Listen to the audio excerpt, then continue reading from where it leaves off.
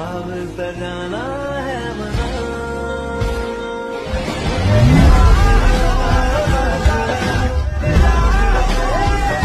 Doctor सिप्ते Ali ने अपनी घड़ी पर एक नजर दौड़ाई और मुलाजिम से कहा, उन्हें अंदर ले आओ।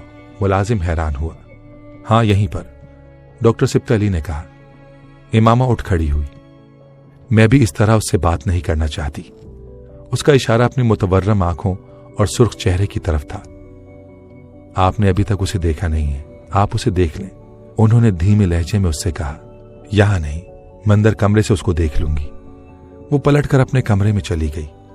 कमरे का दरवाजा खुला था। उसने उसे बंद नहीं किया था। कमरे में तारीकी थी। अध खुले दरवाजे से लाउंज तक आने वाली रोशनी इतनी काफी नहीं थी कि कमरे के अंदर अच्छी तरह से देखा जा सके। वो बेड पर आकर बैठ गई।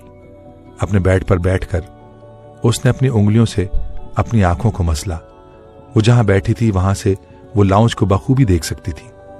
9 साल के बाद उसने अध खुले दरवाजे से लाउंज में एक शख्स को नमूदार होते हुए देखा, जिसे वो एक तवील अरसे पहले मुर्दा समझ चुकी थी, जिससे ज्यादा नफरत और घिन उसे कभी किसी से महसूस नहीं हुई थी, जिसे वो बदतरीन लोगों में से एक समझती थी और जिसके निकाह में वो पिछले कई सालों से थी। तकदीर क्या इसके अलावा किसी और चीज को कहते हैं। अपनी आंखों में उतरती धुंध को उसने उंगलियों की पोरों से साफ किया। डॉक्टर सिप्ते अली उससे गले मिल रहे थे। उसकी पुश्त इमामा की तरफ थी।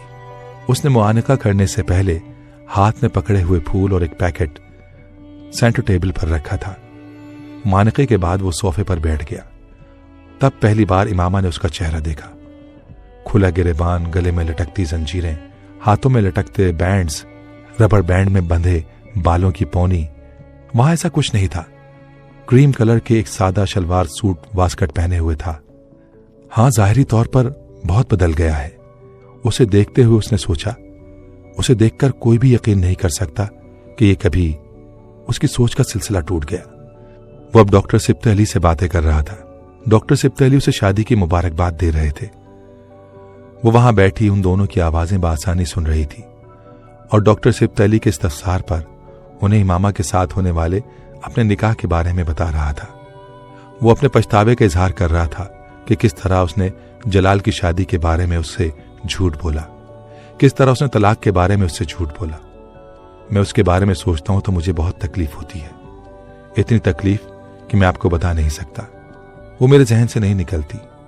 वो धीमे लहजे में डॉक्टर सिप्ते अली को बता रहा था। बहुत अरसे तो मैं अब नॉर्मल रहा। उसने मुझसे हजरत मोहम्मद सल्लल्लाहु अलैहि वसल्लम के वास्ते मदद मांगी थी, ये कहकर कि मैं एक मुसलमान हूं, खत्म नबूवत पर यकीन रखने वाला मुसलमान। मैं धोखा नहीं दूंगा। इसे और मेरी पस्ती की इंतहा देखे कि मैंने उसे धोखा दिया, जानने के बावजूद कि मेरे नबी सल्लल्लाहु अलैहि वसल्लम से इस कदर मोहब्बत करती है कि सब कुछ छोड़कर घर से निकल आई और मैं उसका मजाक उड़ाता रहा, उसे पागल समझता रहा।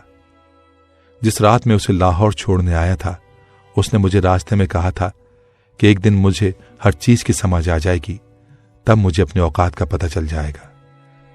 वो अजीब से अंदाज में हंसा था। उसने बिल्कुल ठीक कहा था। वाकई हर चीज समझ आ गई है।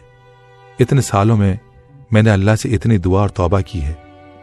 वो बात करते करते रुक गया। इमामा ने उसे सेंटर टेबल के शीशे के किनारे पर अपनी उंगलियां फेरते देखा। वो जानती थी कि वो आंसू जब्त करने की कोशिश कर रहा था। बाज दफा मुझे लगता है कि शायद मेरी दुआ और तौबा कबूल हो गई। वो रुका। मगर उस दिन मैं आमना के साथ निकाह के कागजात पर दस्तखत कर रहा था तो मुझे अपनी औकात का पता चल गया। मेरी दुआ और तौबा कुछ भी कबूल नहीं हुई। ऐसा होता तो मुझे इमामा मिलती, आमना नहीं। ख्वाहिश पर तो अल्लाह ताला इंसान को वो दे देता है कि मौजों के अलावा कोई चीज जिसे पूरा नहीं कर सकती। मेरी ख्वाहिश देखे मैंने अल्लाह से क्या मांगा। एक ऐसी लड़की जिसे किसी और से मोहब्बत है। वो मुझे असफलुस साफिलीन समझती है, जिसे मैं 9 साल से ढूंढ रहा हूं, मगर उसका कुछ पता नहीं है। मैं ख्वाहिश लिए फिर रहा हूं उसके साथ अपनी जिंदगी गुजारने की, यूं जैसे वो मिल गई तो मेरे साथ रहने को तैयार हो जाएगी, यूं जैसे वो जलालुन नसर को भुला चुकी होगी। वलियों जितनी और वलियों जैसी इबादत करता तो शायद अल्लाह मेरे लिए मौजज़ा कर देता, पर मेरे जैसे आदमी के लिए میری اوقات تو یہ ہے کہ لوگ خانہ کعبہ کے دروازے پر کھڑے ہو کر بخشش کی دعا مانگتے ہیں، میں وہاں کھڑا ہو کر بھی اسے مانگتا رہا۔ شاید اللہ کو یہی برا لگا۔ امامہ کے جسم سے ایک کرنٹ سا گزرا، ایک جھماکے کی طرح اسے وہ خواب یاد آ رہا تھا۔ میرے اللہ! اس نے اپنے دونوں ہاتھ ہونٹ پر رکھ لیے۔ وہ بے یقینی سے سالار کو دیکھ رہی تھی۔ وہ خواب میں اس شخص کا چہرہ نہیں دیکھ سکتی تھی۔ کیا وہ یہ شخص تھا؟ یہ جو میرے سامنے بیٹھا ہے، یہ آدمی؟ اس نے تب خواب میں اس آدمی کو جلال سمجھا تھا، مگر اسے یاد آیا جلال دراز قد نہیں تھا، وہ آدمی دراز قد تھا۔ سالار سکندر دراز قد تھا۔ اس کے ہاتھ کانپنے لگے تھے۔ جلال کی رنگت گندمی تھی، اس آدمی کی رنگت صاف تھی۔ سالار سکندر کی رنگت صاف تھی۔ اس خواب میں اس آدمی کے کاندھے پر ایک تیسری چیز بھی دیکھی تھی۔ وہ تیسری چیز، اس نے کانپتے ہاتھوں سے اپنے چہرے کو مکمل طور پر ڈھانپ لیا۔ وہ موضوع کے نہ ہونے کی باتیں کر رہا تھا، اور اندر ڈاکٹر سبط علی خاموش تھے۔ وہ کیوں خاموش تھے؟ یہ صرف وہ اور امامہ جانتے تھے، سالار سکندر نہیں۔ امامہ نے اپنی آنکھیں رگڑی اور چہرے سے ہاتھ ہٹا دیے۔ اس نے ایک بار پھر بہتے ہوئے آنسوؤں کے ساتھ اس شخص کو دیکھا۔ نہ وہ ولی تھا، نہ درویش، صرف سچے دل سے توبہ کرنے والا ایک شخص تھا۔ اسے دیکھتے ہوئے اسے پہلی بار احساس ہوا کہ جلال اور اس کے درمیان کیا چیز آ کر کھڑی ہو گئی تھی، جس نے اتنے سالوں میں جلال کے لیے اس کی ایک بھی دعا قبول نہیں ہونے دی۔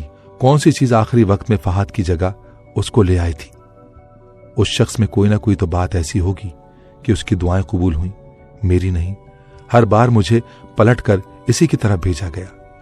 اس نے نم آنکھوں کے ساتھ اسے دیکھتے ہوئے سوچا۔ اس نے ڈاکٹر سبط علی کو اسے صالح آدمی کہتے سنا۔ وہ جانتی تھی کہ وہ یہ بات کس کے لیے کہہ رہے تھے۔ وہ سالار کو نہیں بتا رہے تھے، وہ امامہ کو بتا رہے تھے۔ وہ اسے صالح قرار نہ بھی دیتے تب بھی وہ اسے صالح ماننے پر مجبور تھی۔ اس کے پاس جو گواہی تھی وہ دنیا کی ہر گواہی سے بڑھ کر تھی۔ اس کے پاس جو ثبوت تھا، اس کے بعد اور کسی ثبوت کی ضرورت تھی نہ گنجائش۔ اسے کیا پتا، اسے کیا بتا دیا گیا تھا، اسے کیا جتا دیا گیا تھا؟ وہ جانتی تھی، صرف وہی جان سکتی تھی۔ افطاری کے بعد سالار اور ڈاکٹر سبط علی نماز پڑھنے کے لیے چلے گئے۔ وہ منہ ہاتھ دھو کر کچن میں چلی آئی۔ ان کے آنے سے پہلے اس نے ملازم کے ساتھ مل کر کھانا لگا دیا تھا۔ سالار کی واپسی کھانے کے بعد ہوئی تھی، اور اس کے جانے کے بعد ڈاکٹر سبط علی جس وقت کچن میں آئے، اس وقت امامہ کچن کی میز پر بیٹھی کھانا کھا رہی تھی۔ اس کی آنکھیں اب بھی متورم تھیں، مگر اس کا چہرہ پرسکون تھا۔ میں نے سالار کو آپ کے بارے میں نہیں بتایا، لیکن میں چاہتا ہوں کہ آپ جلد از جلد اس سے مل کر بات کر لیں۔ ڈاکٹر سبط علی نے اس سے کہا، مجھے اس سے کوئی بات نہیں کرنی۔ وہ پانی پیتے ہوئے رک گئی۔ اسے اللہ نے میرے لیے منتخب کیا ہے، اور میں اللہ کے انتخاب کو رد کرنے کی جرت نہیں کر سکتی۔ اس نے کہا کہ وہ توبہ کر چکا ہے۔ وہ نہ بھی کرتا ویسا ہی ہوتا جیسا پہلے تھا، تب بھی میں اس کے پاس چلی جاتی۔